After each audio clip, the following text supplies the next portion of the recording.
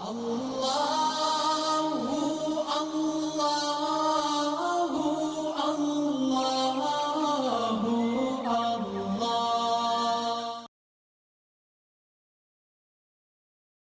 صاحب، میں ایک اور آپ سے خواب ڈسکس یہ کرنا چاہتا ہوں. کوئی گوارا شخص ہے اور وہ شدت سے چاہتا ہے کہ اس کی شادی ہو جائے. آپ کو پتہ ہے آج کل شادیوں کے معاملات بھی طے نہیں پاتے لوگوں کے جلدی، عمر بھی ہو گئی، اور وہ اپنی شادی دیکھتا ہے خواب میں.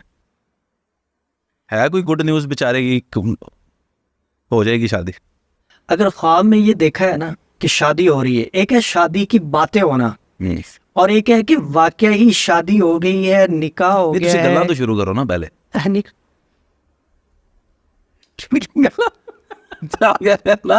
باتیں ہو رہی ہے شادی کی، تو اگر اس کی شادی کی باتیں ہو رہی ہیں تو پھر مجھے نا یہاں پہ ایک لطیفہ یاد آ گیا. ماں باپ تھے، ان کا بیٹا جوان ہو گیا تو وہ ساتھ سویا ہوا تھا. تو انہوں نے کہا، بیٹا، آپس میں باتیں کر رہے تھے، انہوں نے کہا جی بیٹا جوان ہو گیا ہے، اس کی ہمیں نا شادی کی فکر کرنی چاہیے. پیسے ہیں نہیں، ایک ہمارے پاس گدھا ہے، اس کو بیچ کے اس کی شادی کر دیتے. اتنی بات کی تو ان کی بات نا کسی اور طرف چلی گئی.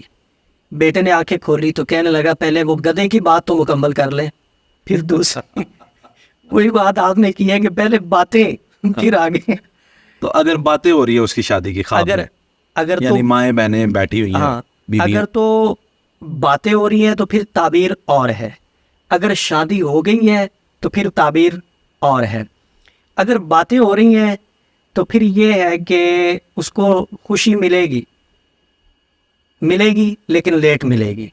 اور اگر شادی تک پہنچ گیا ہے تو پھر اس کو نعمت مل چکی ہے بہت جلدی. یعنی کہ اس کا زبردست ہے. یہ تو شادی کا خواب آنا یہ ایک اچھا خواب ہے. آج کے بعد آپ پاکستان کے سارے کنواروں کے فیوریٹ ہے. اللہ پاک سب کے نصیب آج نصیب اچھے گئے. نصیب اچھے ہے. شادی جو ہے، نکاح بسا اوقات فرض ہوتا ہے، بسا اوقات یہ واجب کا درجہ رکھتا ہے، اور بسا اوقات یہ سنت. اچھا، یہیں پہ اب سوال پیدا ہو جاتا ہے. آپ ماشاءاللہ وظائف جو بتاتے ہیں نا، لوگوں نے کامنٹ کر کر کے بتایا ہے کہ کیا اثرات آئے ہیں. کسی بچی کی، بیٹی کی شادی نہیں ہو رہی، کسی بیٹے کی شادی نہیں ہو رہی، وہ کیا وظیفہ کرے تو ان کی شادی جلدی ہو جائے گی؟ خود کریں یا ماں باپ کریں تو ہوگی؟ یہ ذرا بتائیں. دیکھیں، اگر کوئی لڑکا ہے یا لڑکی ہے، چاہتے ہیں کہ شادی ہو اور جلد از جلد ہو، تو اس کے لیے بہت ہی آسان سا ایک وظیفہ ہے، خود کیا جا سکتا ہے. ماں باپ نہیں کر سکتے؟ ماں باپ بھی کر سکتے ہیں، لیکن اگر خود کرے لڑکی یا لڑکا، اس کے زیادہ اثرات ہیں. کرنا یہ ہے کہ فجر کی نماز کے بعد جائے نماز پہ بیٹھ کے 3 مرتبہ درود پاک پڑھنا ہے، اور اس کے بعد سورہ اخلاص کو شروع کرنا ہے. بسم اللہ الرحمن الرحیم، قل هو اللہ احد اللہ الصمد اللہ الصمد اللہ الصمد اللہ الصمد. اس کو 100 مرتبہ پڑھنا ہے، پھر آگے سورت کو پورا کر دینا ہے. ایک دفعہ سورہ اخلاص ہوئی، 100 مرتبہ اللہ الصمد ہو گیا. پھر دوسری مرتبہ سورہ اخلاص کو اسی ترتیب سے پڑھنا ہے، تیسری مرتبہ اسی ترتیب سے پڑھنا ہے، 11 مرتبہ سورہ اخلاص کو پڑھنا ہے، 1100 مرتبہ اللہ الصمد کو پڑھنا ہے. اللہ کے حضور دعا کرنی ہے. 41 دن کوئی بندہ اس وظیفے کو کر لے، سوال ہی نہیں پیدا ہوتا کہ اس کے لیے کوئی اچھا رشتہ نہ ہے. 41 دن میں شادی؟ اللہ کے فضل، یعنی اچھا رشتہ. اچھا رشتہ. اور یہ بڑا آزمودہ ہے. بہت ساری بچیوں کو، بہت سارے بچوں کو یہ وظیفہ بتایا. اللہ کے فضل و کرم سے ان کی شادیاں ہوئی ہیں، اچھے رشتے ہوئے ہیں. ماشاءاللہ ماشاءاللہ. ہاں، ایک اور مسئلہ ہے، بس اوقات ایسا ہوتا ہے کہ رشتے باندھ دیے جاتے ہیں. اب وہ بندش نہ ہو گئی. بندش، تو اگر بندش ہوئی ہو تو بندش کھلوانا ضروری ہوتا ہے. بالکل ٹھیک ہے. مفتی صاحب، اکثر لوگ رات کو سوتے وقت ان کو محسوس ہوتا ہے کہ ان کے سینے کے اوپر پریشر ہے، کوئی بیٹھ گیا یا کسی نے دبا لیا ہے، اور وہ ایسی کیفیت میں چلے جاتے ہیں کہ ان سے اٹھا نہیں جاتا.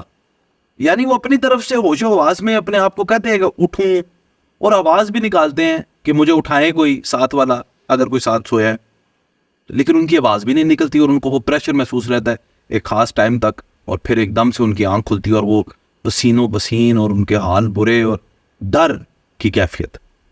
یہ کیسی کیفیت ہے؟ یہ علامت ہوتی ہے آسیب کی، اسے سایہ کہتے ہیں. یہ جنات کی شرارت ہوتی ہے، جنات کی حرکت ہوتی ہے، اور یہ تقریباً ہر دوسرے تیسرے بندے کو ہو جاتی ہے۔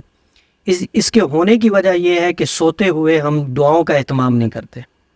رسول اللہ صلی اللہ علیہ وسلم سونے سے پہلے آخری 3 سورتیں 3 مرتبہ پڑھ کے نا اپنے دونوں ہاتھوں پہ پھونک لگا کے اپنے پورے جسم پہ پھیر کے پھر آپ سویا کرتے تھے، اور یہ کرنا چاہیے۔ میرے ساتھ بھی ہوا ہے کئی دفعہ یہ، لیکن ابھی کچھ عرصہ پہلے میری بیٹی ہے عائشہ، 4 سال کی ہے، وہ جہاں پہ سوتی تھی نا تو سوتے ہوئے اچانک ڈر جاتی تھی۔ ابتدا میں تو غور نہیں کیا، لیکن اس کی والدہ نے مجھے بتایا کہ یہ رات کو ڈر جاتی ہے۔ میں نے خیال نہیں کیا، ہو سکتا ہے، ٹھیک ہے۔ ایک دن اتفاق یہ ہوا کہ اس کی جگہ پہ میں خود سویا، تھکا ہوا میں آیا تھا، میں سو گیا اس کی جگہ پہ، وہ میری جگہ پہ سوئی ہوئی تھی، تو میں خود ڈر گیا جیسے کسی چیز نے مجھے آ کے دبوچا ہے اور میں آواز دے رہا ہوں۔ وہ سارا سین میرے ساتھ ہوا۔ پھر اگلے دن اٹھ کے میں نے اس کا بندوبست کیا۔ اللہ تعالیٰ ہر والد کو کم از کم آپ جتنا تو علم دے کہ گھر میں وہ اہتمام کر سکے۔ یہ ہونا چاہیے، بنیادی چیزیں جو ہے نا جی، یہ لازمی طور، اگر کسی کے پاس کچھ اور نہ ہونا، کم از کم آیت الکرسی اسے آتی ہونی چاہیے۔ جنات سے حفاظت کے لیے، جنات کو بھگانے کے لیے، جنات کو جلانے کے لیے، جنات کو تڑپانے کے لیے آیت الکرسی سے بڑھ کے کوئی چیز نہیں ہے۔ وہ ایک شخص تھا، یہ واقعہ میں نے پڑھا ہے، کتابوں میں لکھا ہے کہ اس کے مکان میں کوئی ٹھہر نہیں سکتا تھا، جو بھی جاتا تھا باہر نکل آتا تھا ڈر کے، کوئی بھی رات سو نہیں سکتا تھا۔ اس نے کہا جو میرے مکان میں رات کو سو گیا نا، میں اس کو اتنا انعام دوں گا۔ کوئی بندے کو علم تھا کہ آیت الکرسی میں بڑی پاور ہے، بڑی طاقت ہے، اور خاص طور پہ آخری جو آیت ہے، میں اس آخری آیت کی فضیلت اور اس کے کرشمات آپ کو بتاؤں تو آپ حیران رہ جائیں گے کہ اتنی یہ طاقتور چیز ہے۔ اللہ رب العزت نے آیت الکرسی کے اندر دعوے کیے ہیں، اور پھر وہ دعووں کو ثابت کیا ہے اس کے اندر۔ وہ گیا، جب وہ گیا تو اس نے دیکھا کہ کونے میں ایک ڈراؤنی شکل ہے، اور ڈرانے کے لیے آئی ہے کہ یہ یہاں سے نکلے۔ اس اللہ کے بندے کو آیت الکرسی آتی تھی، اس نے پڑھنا شروع کر دیا، آگے سے اس نے بھی پڑھنا شروع کر دیا۔ آیت الکرسی پڑھی، جب پہنچا وَلَا يَؤُودُهُ حِفْظُهُمَا وَهُوَ الْعَلِيُّ الْعَظِيمُ، تو اس کو بار بار پڑھا کہ وہ سایہ ختم ہو گیا، وہ ڈراؤنی شکل ختم ہو گئی، یہ آرام سے سو گیا۔ جب صبح اٹھا تو کیا دیکھا کہ وہاں جہاں سایہ تھا، ڈراؤنی شکل تھی، جو چیز اسے نظر آ رہی تھی ڈرانے کے لیے، وہاں راکھ پڑی ہوئی تھی۔ یہ آیت الکرسی کے کرشمات۔ رات کو سونے سے پہلے اپنا، اپنے بچوں کا، اپنے گھر کا حصار آیت الکرسی کے ذریعے لازمی طور پہ کرنا چاہیے۔ اور جو بندہ یقین اعتقاد کے ساتھ سونے سے پہلے اپنے آپ کو، اپنے گھر کو دم کر لے آیت الکرسی سے، جادو جنات تو دور کی بات ہے، چور جو انسانی شکل میں ہوتے ہیں، یہ بھی آ کے کوئی نقصان نہیں کر سکتے، چوری نہیں ہو سکتی اس کی۔ اب میں اسی سوال کا حصہ بنانا چاہتا ہوں، بڑی اہم بات ہے یہ، کیونکہ مسئلہ آپ نے بتایا ہر دوسرے تیسرے شخص کو ہے، یو کے میں موجود، کینیڈا میں موجود، امریکہ میں موجود۔ اگر کسی شخص کے ساتھ یہ مسئلہ ہے اور وہ خود سے نہیں کر پاتا، یہ بندوں کو آیت الکرسی بھی نہیں مفتی صاحب آتی ہوتی، وہ کہتے ہیں جی میں نے مفتی صاحب کو فون کرنا ہے، مفتی صاحب مجھے پڑھ کے نہ دم کریں یہاں سے، تو اب یہاں سے اس بندے کو دم کریں گے، وہ ادھر ٹھیک ہو جائے گا؟ اللہ کے فضل و کرم سے بے شمار لوگ ہوئے ہیں، بیرون سے بہت سارے لوگ رابطہ کرتے ہیں، اور جادو جنات کے ہی مریض ہوتے ہیں۔ ہاں، اللہ فضل فرماتے ہیں، ویڈیو کال پہ لے لیتے ہیں، اگر مستورات ہوں تو پہلی بات ان سے یہ کہی جاتی ہے کہ آپ پردے کے ساتھ آ جائیں۔ اگر ویڈیو کال پہ پردے کے ساتھ آنا بھی ان کے لیے مشکل ہو تو پھر نام کے ساتھ ہی کرتے ہیں، اور اللہ فضل فرما دیتے ہیں۔ بالکل ٹھیک جناب۔ مفتی صاحب، کسی شخص کی دکان ہے نہیں چلتی، فیکٹری بنائی نہیں چلتی، کاروبار کیا نہیں چلتی، کوئی ایسا وظیفہ بتائے کہ میرے پاکستانی بہن بھائیوں کی دکانوں پہ، فیکٹریوں پہ رش لگ جائے، گاہکوں کا، اللہ رزق میں برکت۔ جی، تھوڑی سی میں وضاحت کرتا ہوں بتانے سے پہلے۔ دیکھیں، اگر کاروبار کسی نے باندھ دیا ہے جادو کے ذریعے تو اس کو کھلوانا ضروری ہے۔ اگر بندش نہیں ہے، ویسے ہی گاہک نہیں آ رہے، کاروبار نہیں چل رہا، رزق نہیں مل رہا، اور بندہ یہ چاہ رہا ہے کہ میرے پاس گاہکوں کا رش ہو، لوگ میرے ساتھ زیادہ جڑیں، چیزیں خریدیں، میں بیچوں، تو اس صورت میں وظائف ہیں، کرنے چاہیے اللہ فضل فرماتے ہیں، اور مخلوق خدا جو ہے نا وہ مسخر ہو جاتی ہے. اس ایسے وظائف کو کہتے ہیں تسخیر کے وظائف. اچھا، میں ایک وظیفہ ہے سورہ الرحمن. بتانے سے پہلے مجھے بتائیے گا عملی طور پہ خود بھی کیا ہوا ہے؟ ہاں کیا ہے، بڑا بتائیے. کیا ہے، اور اللہ نے بڑا نوازا تھا اس وظیفے کی وجہ سے. میں 2 بتانے لگا تھا، آپ نے سوال پہلے کر دیا ہے. 2 بتانے لگا تھا اور میں نے دونوں ہی کیے تھے، اچھا، اور اسی وجہ سے کیے تھے. اللہ نے فضل فرمایا تھا. اب اسے وقت کی کمی کہہ لیں یا سستی کہہ لیں، اب نہیں، لیکن جب کیے تھے اب میں کہہ رہا ہوں کہ تب کی برکت اللہ بھی دے رہے ہیں. ہاں جی، ایک ہے سورہ الرحمن کا وظیفہ، حل کا وظیفہ ہے اور انتہائی آسان ہے. لیکن لمبے چوڑے وظائف کا نہ میں قائل ہوں. آپ میرا پیج وزٹ کر لیں، میں بالکل لمبے وظائف نہیں بتاتا، مختصر. بندوں کے پاس ٹائم ہی نہیں ہے، اور نہ ہی اتنی طاقتیں ہیں کہ وہ لمبے چوڑے وظائف کر سکیں. سورۃ رحمان کتنی دفعہ پڑھنے؟ سورہ رحمان 1 دفعہ پڑھنی بس. بس. تو ہے پڑھنے کی بڑی پیاری ترتیب صورت. پڑھنے کی ترتیب یہ ہے کہ صبح جب سورج نکل رہا ہوتا ہے نا، تو سورج کے سامنے کھڑے ہو جانا ہے. اس کی کرنیں جب نکل رہی ہوتی ہیں نماز کے بعد اشراق کے ٹائم، سورج کی طرف چہرہ کر کے اس کو پڑھنا ہے.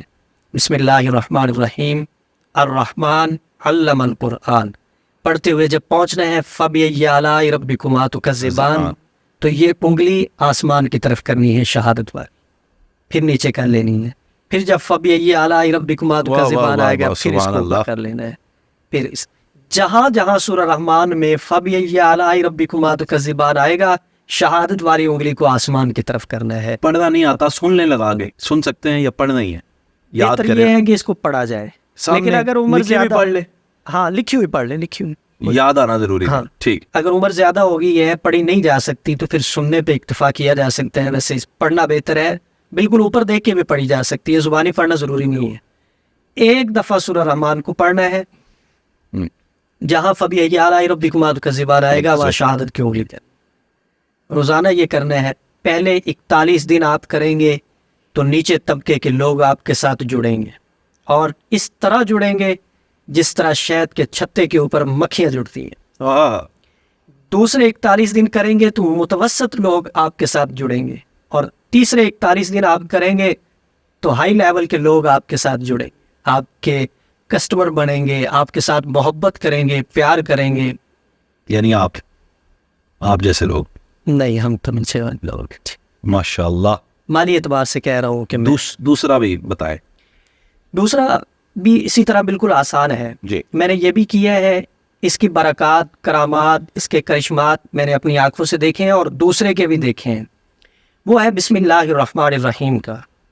یہ بھی سورج کی طرف دیکھ کے کرنا ہے، اور 786 مرتبہ روزانہ بسم اللہ الرحمن الرحیم کو پڑھنا ہے. واہ. 15 سے 20 منٹ بھی نہیں لگتے. پہلے سورہ رحمان والے پہ تو صرف گنتی کے 5 منٹ لگتے ہیں ناظرہ پڑھنے والے کے لیے، اور جس نے زبانی پڑھنا ہے اس کے تو 2 سے 3 منٹ لگیں گے. اور بسم اللہ الرحمن الرحیم کا ہے 786 مرتبہ اس کو روزانہ پڑھنا ہے. سورج کی طرف منہ کر کے پڑھنا ہے، فجر کے بعد پڑھنا ہے. رزق بھی دونوں اکٹھے پڑھ سکتے ہیں یا بیک وقت ایک ہی بس کرے؟ پڑھے جا سکتے ہیں، لیکن تھوڑا سا وقفہ رکھ کے 10-15 منٹ کا وقفہ رکھ پڑھے جا سکتے. ٹھیک، بالکل صحیح. بہت بہت کمال جناب آپ نے یہ بات بتائی. اچھا مفتی صاحب یہ بتائیں، جتنے جن ہیں یہ آ کے ہمارے پاکستانیوں کو ہی چپک جاتے ہیں، جن کے پاس نہ پیسے ہیں، نہ مالی اسباب ان کے تگڑے ہیں، نہ بیچاروں کے گھر کے حالات چلے. گورا خوشحال بھی ہے، خوش بھی ہے، گورا بھی ہے، خوبصورت بھی ہے ہم سے زیادہ، تو اس کو بیچارے کو کچھ نہیں کہتے، بلکہ وہ بیچارہ نہیں، بیچارے تو ہم ہیں، اس کو کچھ نہیں، گورے کو کچھ نہیں کہتے. پاکستانیوں کو جن جو ہے بہت تنگ کرتے ہیں. اس کی کیا وجہ ہے؟ ہم زیادہ پسند ہیں انہیں. سر دیکھیں، آپ جنات، جی ظاہر ہے ماننا ہے، نہ ماننا تو پھر کفر ہوگا. جنات نہیں دیکھا. نہیں غیب پہ ایمان ہے، جی. اور ہماری فضیلت بھی اسی وجہ سے ہے کہ ہمارا ایمان غیب پہ ہے. ہمیں بتایا گیا ہے کہ جنات ہیں، فرشتے ہیں، کتابیں ہیں، آخرت کا معاملہ ہے، قبر کا معاملہ ہے، اور ہمارا اس پہ ایمان. جی.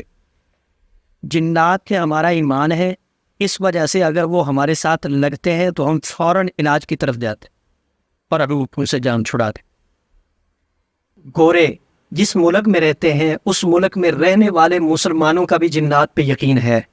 ان کے ساتھ جب معاملہ ہوتا ہے تو وہ بھی علاج کی طرف ہی جاتے ہیں. اب یہ نہیں ہے کہ جو مانتے ہیں ان کو ہی جنات لگتے ہیں, گوروں کو نہیں لگتے. گوروں کو لگتے ہیں لیکن ان کا ذہن اس طرف نہیں جاتا, وہ یہ علاج نہیں کرواتے. پاگل ہو کے پاگل خانوں میں جمع ہو جاتے ہیں, وہاں ایسی اذیت ناک زندگی گزارتے رہتے ہیں, علاج نہیں کرواتے. لگتے ان کو بھی ہیں, لگتے مسلمانوں کو بھی ہیں. مسلمان علاج کروا لیتے ہیں, مانتے ہیں, وہ مانتے نہیں ہیں, تکلیف دہ زندگی گزارتے رہتے. گوروں کا یہ سوال چل رہا ہے, اب اسی کا ایڈیشن ہے.